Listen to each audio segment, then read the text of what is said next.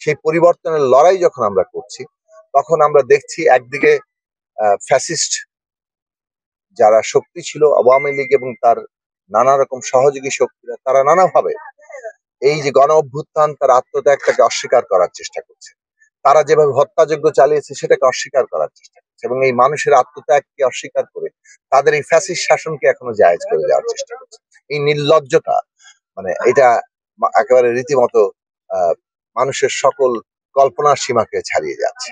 তারা বিদেশে বসে ষড়যন্ত্র করছে, দেশের ভেতরে ষড়যন্ত্র করছে এবং নানাভাবে অর্থ যোগান দিয়ে একটা নাশকতা সৃষ্টি করে এই দেশে বিচার সংস্কার নির্বাচনের যে তৎপরতা সেটাকেও আসলে ক্ষতিগ্রস্ত করছে।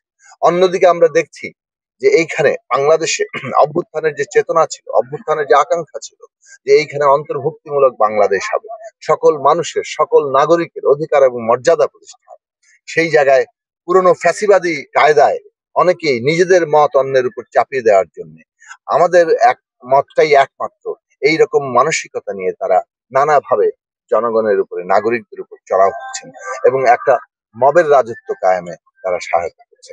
আমরা মনে করি যে একদিকে যেমন এই আওয়ামী লীগ মুক্তিযুদ্ধের নাম নিয়ে মুক্তিযুদ্ধের সমস্ত আকাঙ্ক্ষার বিপরীতে গিয়ে যেভাবে একটা ফ্যাসিবাদ কায়েম করেছে, তেমনি কোন রকম দক্ষিণপন্থী ফ্যাসিবাদী তার উত্থান কিংবা তার নানা রকম তৎপরতা সেটাও জনগণের আকাঙ্ক্ষার বিরুদ্ধে।